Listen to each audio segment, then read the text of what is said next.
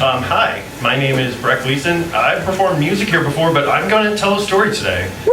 I recently launched a Substack called Moody and Gay, which is mostly about being bipolar and gay. Thank you, so. I apologize if I overstepped my bounds with the microphone before. You're okay, I know you couldn't handle that. This is called a freelance production in Soho. Or how I learned that sex work should be left to the professionals.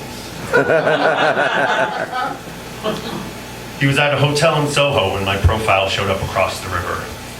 Likely geo-targeting a hairy Brooklyn boy or lonely artist looking to make the rent. This was after rentboy.com shut down, but before OnlyFans opened.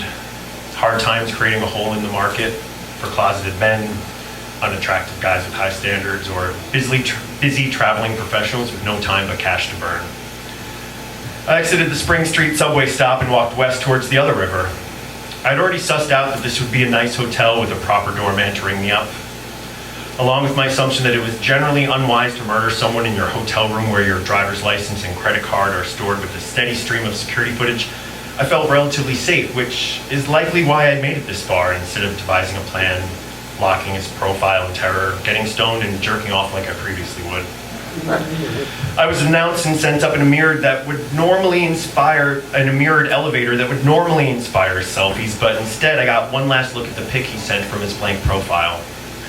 The challenge with booking sex work as a timid amateur on an app that prohibits this communication is that it encourages the profile of the initiator to be empty, giving them even more power in the situation. So all I had to work with was a passively handsome but grainy headshot, a 5'8", 165-pound stat, and a room number that was fast approaching. He, however, had my fully fleshed out profile with diverse pics and various states of undress, showing my broad range of interests and moods in different social settings, sexual proclivities, and my desire for an LTR with links to my socials and website. He answered immediately, and a jockstrap that I saw was also a thong when he turned around and his pale, flat ass led me into the hotel room to sit on the tightly made bed. Do you want a drink? A beer? He pointed to an open six-pack on the dresser, but I shook my head.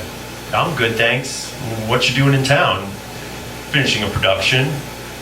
He told me it was a film when I asked what kind, but not what it was about when I dug further. I'm a songwriter, I volunteered to a silent, nodding response. How long are you here for? He positioned me on the corner of the bed and crouched in front of the aptly positioned full-length mirror where I saw myself looking back. All week, so if things go well. He mumbled while fumbling with my belt, a deeply repressed southern accent creeping out with a nod over a roll of cash on the dresser. Maybe time for a repeat. A proper professional would have asked for and counted the money first, but that felt so unsexy, so unromantic. Shouldn't there be some element of make-believe that this is just for fun? And at the end, the money just lands in my hands like a bonus round of ejaculate at the gay casino? Which makes me a terrible businessman, I know. I didn't even negotiate a rate. That roll could be all ones. The truth is that as much as I needed the money, I also had to find out. Could I detach my feelings and utilize my assets to my advantage? I wanted to try and felt I needed to if I were to make it as an artist in this most transactional city, making ends meet but just barely, with my time at a premium and my body the most uniformly popular creation I'd ever shared. However, even hooking up was difficult because I'd become attached, but the stakes were clear. One hand reached up under my shirt as the other unzipped me, both sets of eyes locking. He hadn't asked for any dick pics, and now I was nervous I'd disappoint. I took my shirt off with a deep belly breath. Fortunately, he was good at this, and I was responding, focusing on my body to let him drain my feelings, and it was an effort, I will admit. I don't generally do well with passive pleasure, but I was on the job, so I ran my hands through his dark, thinning hair, made eye contact, threw in some deep-throated fuck yeahs and suck that cocks, which is the extent of my dirty talk before I start getting self-conscious and physically disembodying and floating above myself and losing my heart on. But then he did that thing where they come up for air just a few inches below your eye line to pant in your face and show you how wet and welcoming their mouths are. So I instinctively went in for a kiss, but he held me back with an extended arm and returned to devouring my dick, eyes searing up into mine. I never understood how to get a blowjob and just sit there and receive pleasure. So I stood to fuck his face undeterred, caressing my hands down his smooth olive oil back and reaching inside his thong to fondle him, but he swatted me away and pulled it out to finish himself efficiently on the floor with a strange yelp, maintaining furious eye contact the whole time.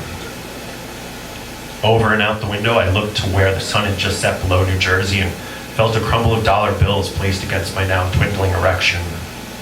He snapped my boxer briefs up to secure the bounty in place and stood looking out the same window in a white hotel robe, hands on his hips, a gelatinous mess left at my feet. Have you had dinner? Want to get a bite, a drink? I stood smiling at him, buttoning up my jeans and throwing my shirt back on. Now you want a drink? He laughed at me. Thanks, but I'm good for the night. If this had been a normal hookup or date, I would have given him a kiss or a hug or said something kind at the door, and I had to refrain from doing so.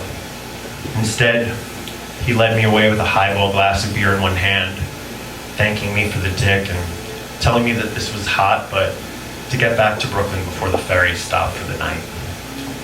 Thank you. Brett Gleason.